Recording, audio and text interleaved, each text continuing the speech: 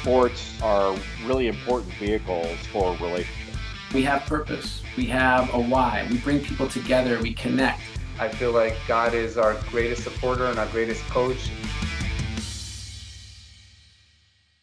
It's a special edition of Rabbi on the Sidelines with Coach Matt Doherty, former head coach of University of North Carolina, SMU, and the University of Notre Dame, and national champion of University of North Carolina in 1982.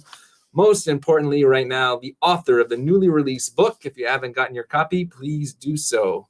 Rebound by Matt Doherty, From Pain to Passion, and the foreword written by none other than Michael Jordan.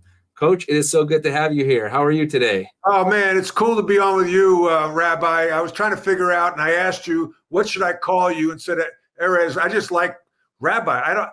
Irish Catholic guy. I didn't talk to too many rabbis growing up, so you're the first. Nice. Well, I haven't spoken to too many coaches of the University of North Carolina, so you are the first as well. I was actually at the NIT when you were I was a senior in high school when you were coaching Notre Dame, and I believe it was against Wake Forest at Madison Square Garden. Yes. Where'd you go to high school? Oh, high school in upstate New York and Syracuse. I also saw you at the Carrier Dome, but I was visiting Columbia University where I went for college, and NIT was in town, and so were you. So it was great. Columbia's a great school. Yeah, Columbia's a great school. I used to live on 96 and Broadway after college. Oh, so with the entire Jewish community, you were there. I would ask you what synagogue you attended. My mother, who is Mary Cleary Doherty, as soon as I moved to 96 and Broadway, she knew exactly what parish I belonged to because she grew up in the Bronx. And she's like, so what time's Mass at Holy Name? And I'm like, oh my gosh, I didn't even know the parish at that point. I was not, being a good goyim. So talk about the Catholic aspect for a moment, and let's go to Notre Dame first, a little out of order. It was in the book that, first of all, wonderful book. Again, if you haven't gotten your copy, please do. If you're a basketball fan, if you're not, if you want to be a leader, if you have been a leader, this is the book to read for leadership today. Notre Dame, you get the job there, and your mom says if you can't be a Catholic priest, the second best thing to do is to be the head coach of the University of Notre Dame. Faith and sports, that's the premise of this podcast, two words that don't often intersect. What was it like at Notre Dame, a priest on the bench? How is faith and sports happen? What does that look like there? Wow, there's a lot to unpack. How much time do we have, Rabbi? Yeah, that's what my congregants say for the sermon too. Yeah, I remember getting there and watching Notre Dame basketball growing up. There was always a priest on the bench, and I remember when I call him the head priest, he comes to me and says, "Okay, let's talk about the schedule this year and the logistics of a priest being on the bench." And I said, "Father, I'm intimidated, right? I'm an Irish Catholic. I grew up with priests and the respect and the guilt as I think that the Jewish community and the Catholic community have one thing in common: guilt, right? We both had to deal with heavy doses of guilt. So the priest is talking to me and saying, they come to the games, they're going to travel, we'll have Mass before the pregame meal, they're in the locker room. I said, Father, listen, I don't know how I'm going to act on the bench or in the locker room. I've never been head coach before. And I said, what if I, curse or yell? He's like, no problem. I'm like, well, okay, cool. So we're playing Indiana, and we are down like 18-2 to start the game.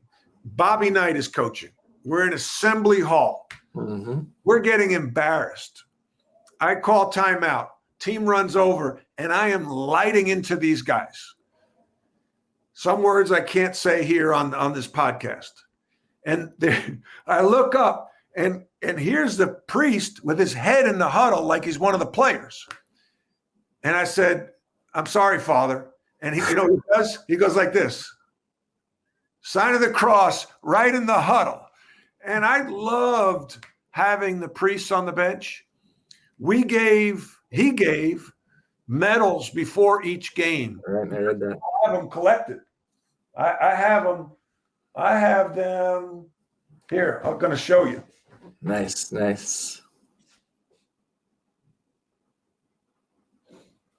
It's Coach Matt Doherty from University of North Carolina, and these are the medals from the University of Notre Dame. Every game he would do this? Every game. Wow. Those are the medals from every game except one. Okay. Uh-huh.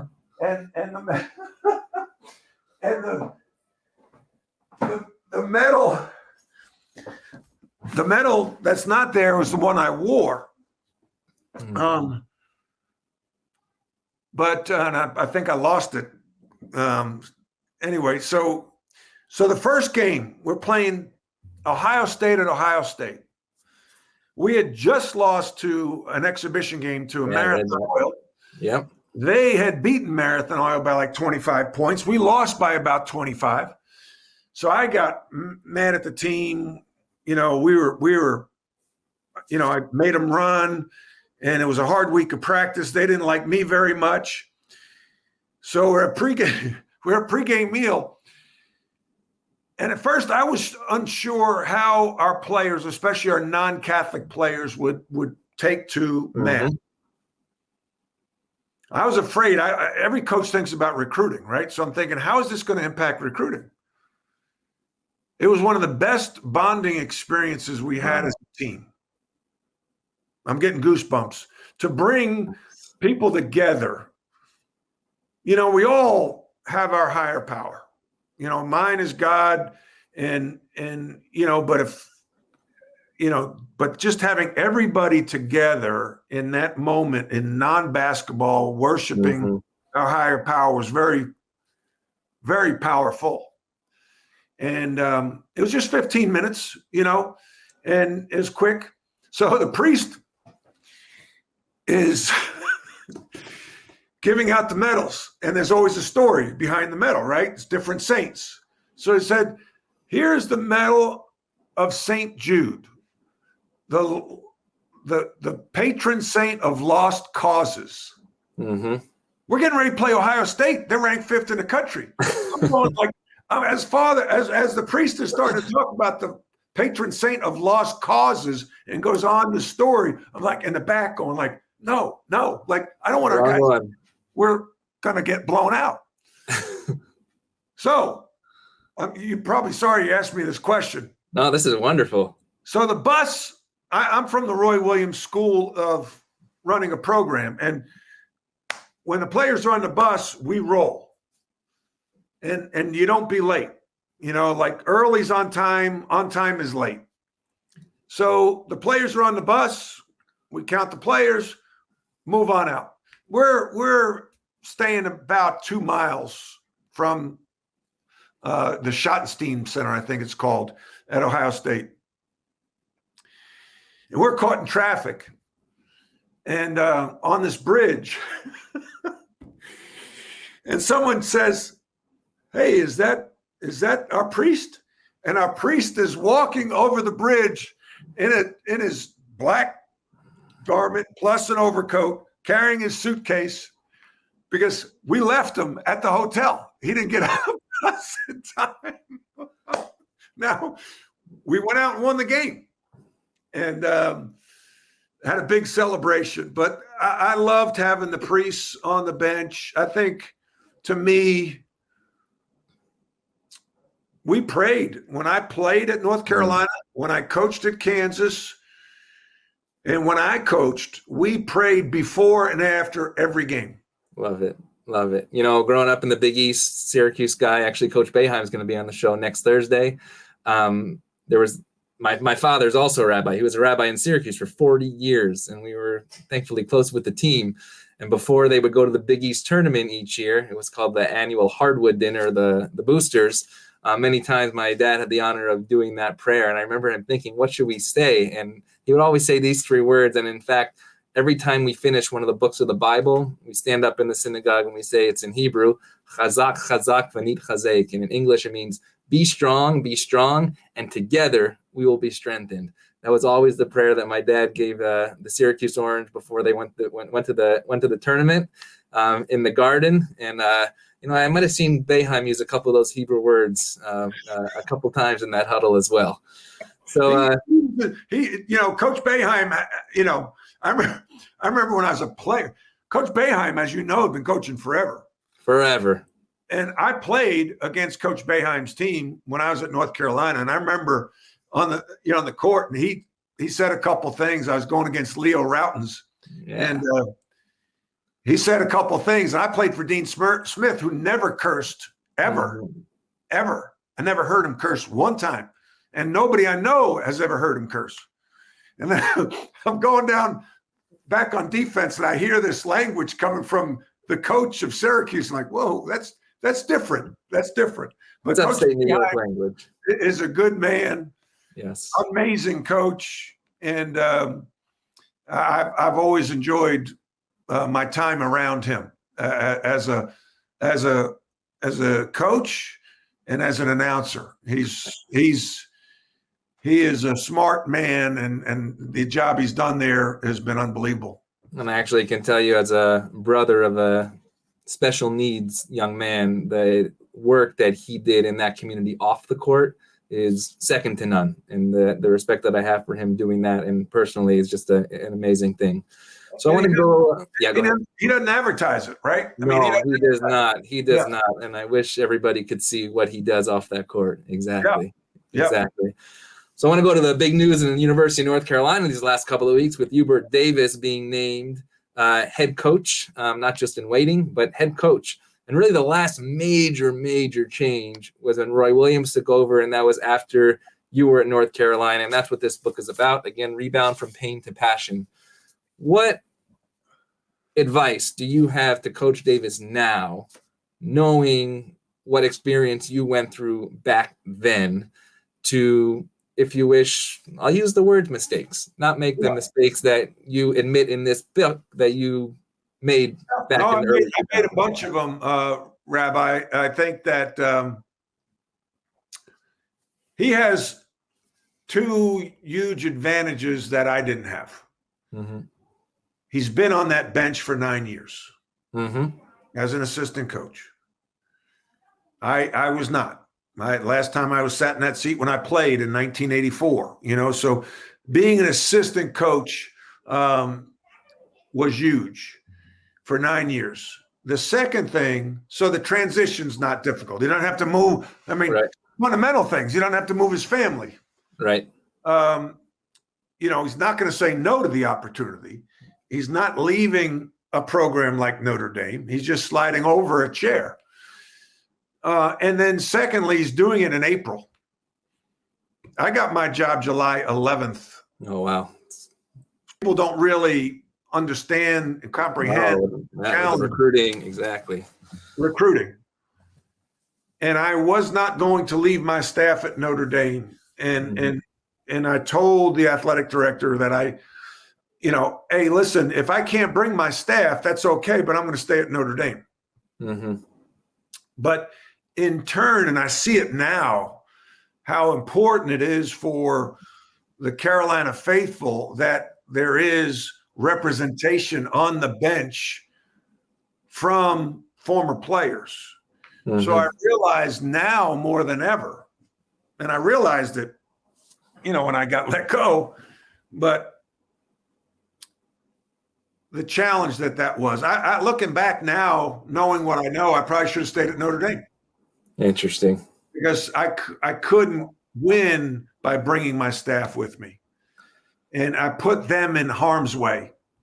And so you have to have massive success to overcome that, or massive support internally. Mm-hmm. Mm-hmm. I didn't have either. It's interesting that you said that you put people in harm's way. I'll bring it to the faith thing in a moment, but actually next week in our portion that we'll read here in the synagogue, it says, don't put a stumbling block before the blind. And it's interesting you said, right, Michael Jordan called you. Roy Williams called you from Kansas. You had to do it, right? But now all of a sudden you say, wait, but I took these other people, brought them with, and put them in harm's way. I find that a really fascinating moment. Yeah, now maybe... And again, I go back to it's July 11th. So things are going around my head so fast. My head's spinning. Two of the wives on the staff were pregnant. Wow. It's in the middle of the recruiting period. I didn't want to leave my staff in the cold. and I didn't have time. And this is where the leadership of the, university could have helped. Hey, listen, we think it'd be tough if you brought your staff with you. Here's an option. Bring them with you. We'll integrate them into the organization, but at a reduced role, but same pay. Mm-hmm. Now, that could have worked. Mm-hmm. That might have been a really good option, but it wasn't presented. Interesting. And I didn't present it. Right. Because I didn't think of it as an option. I thought it was net sum gain, right? Right. But what advice? Hubert's a smart guy. He's also 50 years old. I was 37. Wow. I was 38. Yes, Mm-hmm. I think 50. If I took it, I remember somebody asked me, a reporter, if I would have been better off had I been 5 years at Notre Dame before I became the head coach. I'm like, yeah, of course. Mm-hmm. Mm-hmm. Well, they spun it in a negative way, but yeah, aren't you better as a rabbi now than you were 5 years ago? I hope so. I hope so too. Yeah. Exactly. So, yeah, if I would have stayed at Notre Dame, maybe I'd be the head coach right now. Wow. So let's go all the way back to 1982. I'm going to show a little clip here of the moment you won that championship. Right before you missed the 1-and-1 here, which led to. Thanks for bringing that up, Rabbi. You don't. I didn't show it. I didn't show it. Bring that up. They've got to look to get it in there. You can't with a shot blocker like Ewing take so much time. Doherty to Black. The time, 18. Michael Jordan hits that shot, and then we'll just see the next play, which is so infamous in college basketball history. Look for Sleepy Floyd. Look. Oh, he threw it to the wrong man. He threw it to Worthy. It's over. That's one of the first plays that I ever saw in college basketball. Take us back to winning that championship in Louisiana Superdome and that moment that will live forever. Well, it's one of the greatest finals of all time. To be a part of that, Rabbi, growing up dreaming, as a kid, you have a ball and a dream. And the dream about being in those moments, and then it actually occur. Mm-hmm. And yet, it's still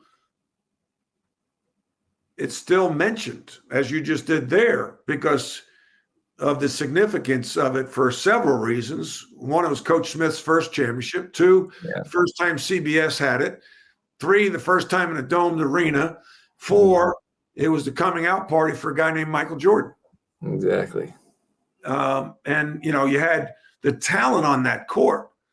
Worthy, Perkins, Jordan, Sleepy Floyd, Patrick Ewing. Yep. Two iconic coaches Mm-hmm. that unfortunately have both passed. So, yeah, it was a huge moment and to be a part of that. And I did miss a foul shot with 1:30 to go. That really shook me up. I got fouled. Boy, if it wouldn't have been called, they would have gone down for a layup. I'm thinking as I run back on defense after I missed a foul shot that I lost the national championship for Dean Smith. That's when I saw that, I was thinking I'm a Syracuse guy again. 1987, Derek Coleman misses the end of the 1-and-1. Go back, Steve Alford or Keith Smart in where we grew up. So it's called The Shot, right? And it's interesting here. Well, I brought that up because from pain to passion, right? It could have gone from pain and it actually went the other way, which is so important in the game of basketball. Well, I think of Freddie Brown in that case. He threw the ball away. Mm-hmm. I think of Bill Buckner. The ball went through his legs with the Red Sox. Exactly. Oh, and it's the thing in sports. You put yourself. I tell kids, you want exposure?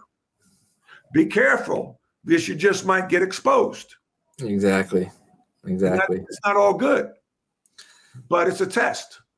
So that's that moment in 1982 that will live forever, not just you, but let's go talk about dreams, because in the book, you really talk about Prospect Park and really spending hours and months there and summers there. Not wanting to get a summer job because you needed to spend all that time at the park, looking up to the guys, but not just looking up, but saying, I can do this. I'm on that court. How do dreams turn into reality? You mention often that you might have had not as much, if you wish, natural talent, but you worked so hard that you could get on the court with those people. How do dreams lead to reality?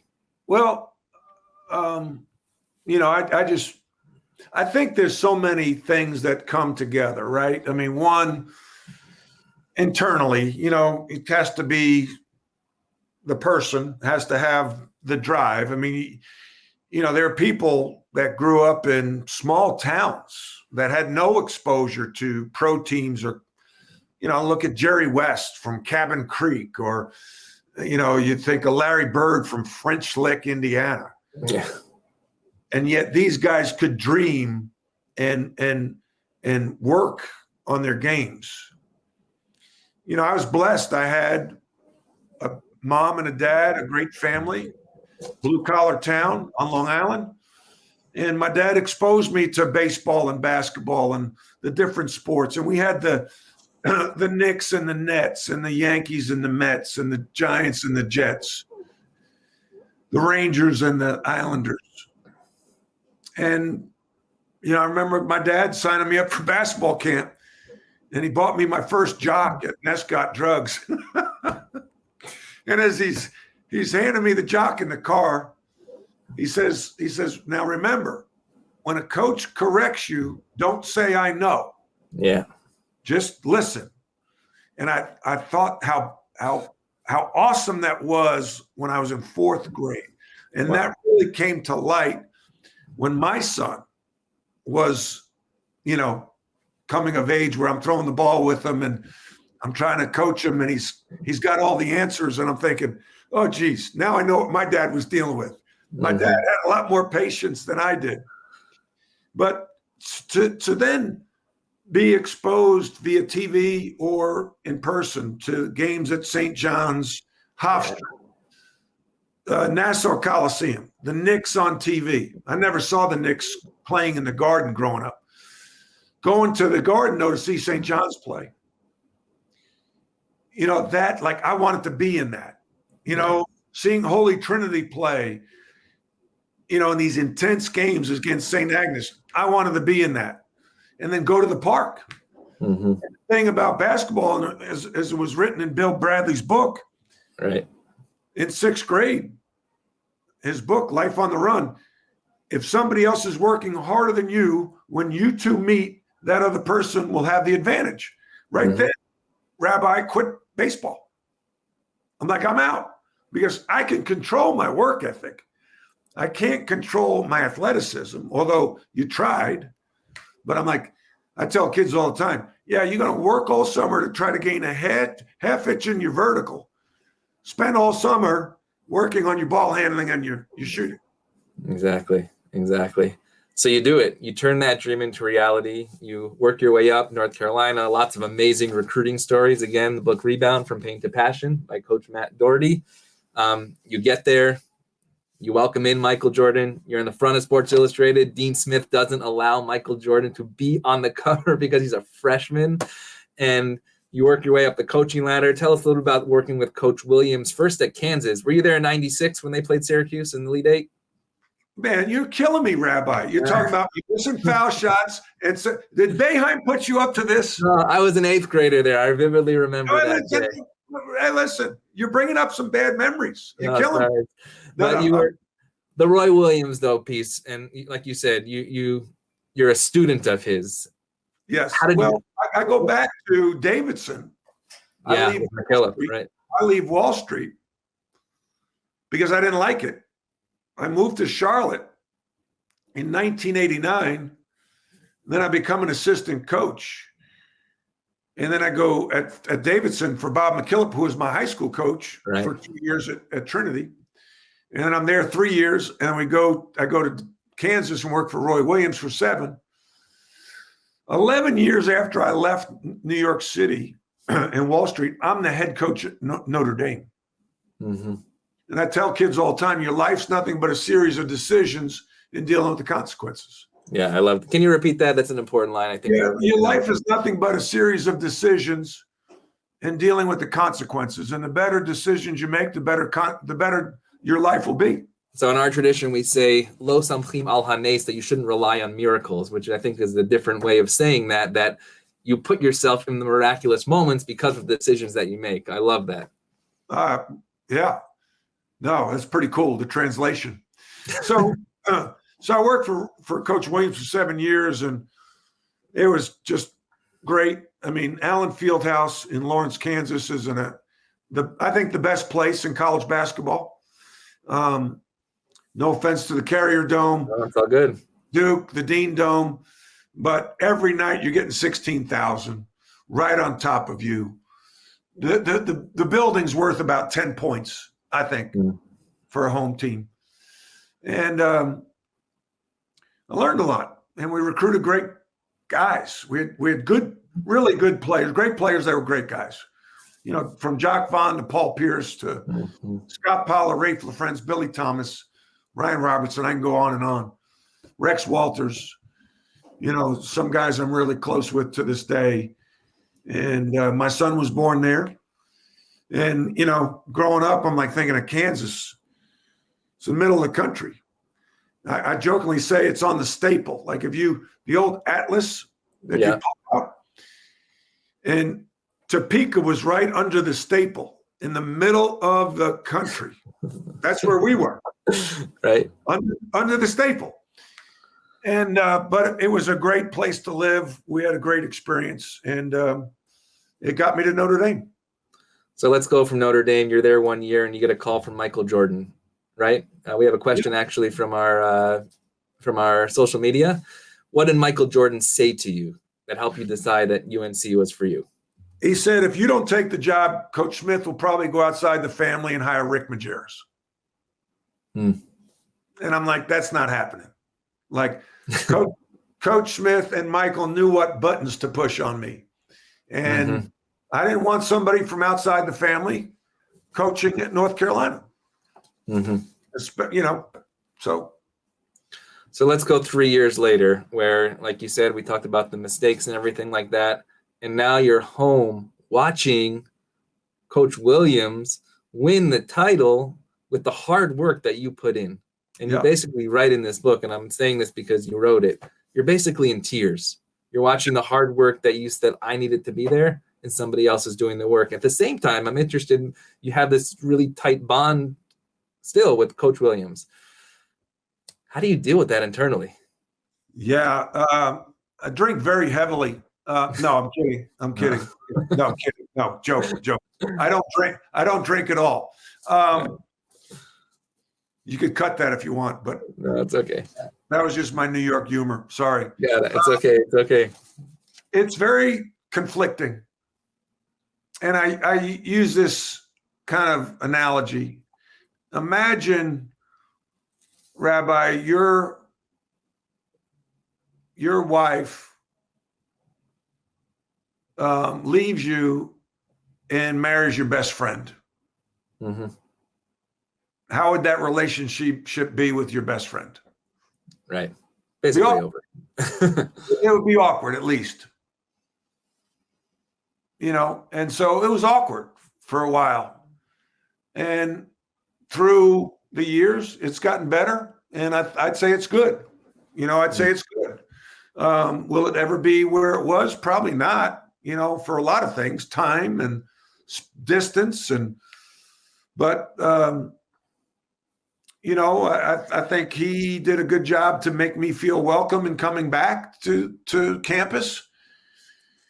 And that meant a lot to me. You know, he and his staff made me feel welcome. Because for a while, for about 6 years, I felt like I was the black sheep of the family. And didn't know if I was welcome. And then finally, you know, I contacted him. He got me seats right behind the bench. And the fans were very gracious. So it really was important. You know, I mean, that's, you know, we talk about family, right? And I was part of the family, and I felt like I was nudged out. But I feel like I'm a part of it. And Not everyone's going to love me in the family. It's a big family. We got like over 200 family members. Mm-hmm. Mm-hmm. You know, there's families of 3 that sometimes the siblings don't like each other. So that happens. But I feel in a good place. Hubert Davis, and I text the other day. I text him, congratulations. He said, thanks, coach. That means a lot to me. So, yeah. I mean, you mentioned family, and actually, again, going back to the faith piece, if you look at the book of Genesis and the Bible, the family is flawed. But in fact, the flawed family goes out on top, right? I always say if you're going to find the perfect, a priest or a rabbi or whoever that has perfect faith, it's not the church or synagogue that I want to go to. I want to go where somebody have had real life experience, that you can have those doubts in faith, and that you can, in fact, stand up and admit those as well. That's why I love the title Rebound, because, right, we miss more shots than you take. I mean, nobody's shooting over 50% in the basketball game. That's an amazing percentage, right? In baseball, batting 300 is amazing, and it's 1/3. And the fact that you can rebound from pain to passion is just, it's really crucial. So you write in your chapter on communication that listening is a talent. Tell us more about that teaching, and when there is a moment that maybe you wish you, or even now, how you can teach us how to listen more. Well, I think that with young people, when you're coaching, you're giving instruction, and all you want as a coach is for that player to execute that play, that drill, that defense to the best of their ability. But if they don't carry out the communication to the floor and they make a mistake in execution, I'm not talking about ability, but they don't execute the play properly because they're not concentrating, they don't listen, that's a problem. Now, it's either a problem for the person communicating or the receiver. And so Coach Williams would always say, just do what I ask you to do. Yeah, it's not simple, right? So when I say to players, listening is as important as running and jumping, because if you're not listening, you're not in tune with your team, you're going to lack chemistry, lack execution, you're not going to be successful. So you need five fingers working together to make a strong punch. But if they're spread out and they're working on their own, your hand's a lot weaker. So that's what I talk about in terms of communication and listening. Even I'm glad my wife's not listening, but listening, you have to be active, an active listener. And so as a leader, your body language is 50% of communication. So absolutely. Are you open? Is your body open up, or are you closed? Are you kind of looking away? Are you fidgeting with this thing? Are you really present and locked in? And then actively, aggressively listen. So do you ask questions? It does 2 things. It shows the person talking that you are listening and you're locked in, but it also programs your mind to stay in the moment, because we all have a little ADD, right? So you could be talking and I see a car go back out in the window and I'm thinking about, who's that? Now it forces me to get back on track, where I nod and I say, yes, Syracuse, 1996, and so then you can stay present. I think it was Woodrow Wilson said, no one ever listened themselves out of a job. Nice. And actually, I think I love that. And listening is not just to somebody else, but actually really internal listening to yourself as well. Well, yeah, that's a whole nother conversation. Yeah. Trusting your instincts. Right. And sometimes we don't. So I was actually going to have you on in August because of this next teaching and this last teaching, but there were too many good things that I had to meet you before. And in the last chapter, you said, learn to forgive. And I thought that's a message that really we speak about in the Christian tradition, the Jewish tradition. That is our message of the high holidays. But the best part, I thought, was, in addition to being able to forgive others, you must forgive yourself.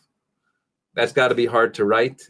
And it seems like you wrote this book, and I've watched many interviews that you've done recently. You said, I couldn't have written this book in 2004, 2005. I had to take 17 years in order to figure out how to forgive myself. What did that process look like, and how can we learn from that? Yeah, I appreciate it. I think that's, oh man, there's a lot of things in the book, and I think that's as important as, if not the most important thing.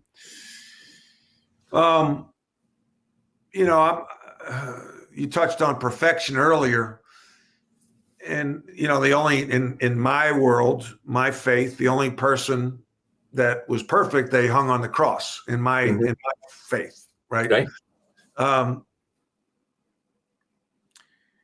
And as Jesus was hanging on the cross, he was able to forgive those that persecuted him. And I'm like, whoa, like if he could do that, I could forgive some people that I think may have wronged me, or I felt may have wronged me. And, but most importantly, I'm hard on myself, and a lot of people are hard on themselves, and they beat themselves up. And so two things come to mind. One, if sometimes we're more forgiving than others than we are ourselves. Absolutely.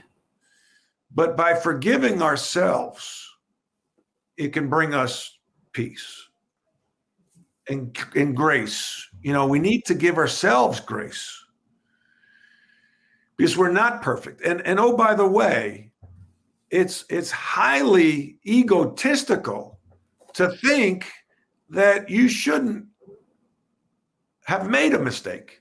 Like, who do you think you are that you're not going to make mistakes? So it's part of our lives. And so, yeah, I'm going to make a mistake. Just trying not to make the same mistake twice. Try to learn from them. But when you make a mistake, you got to learn from it and then move forward. Because, if we stay looking over our shoulders, we're going to make another mistake. We're not going to be living in the present.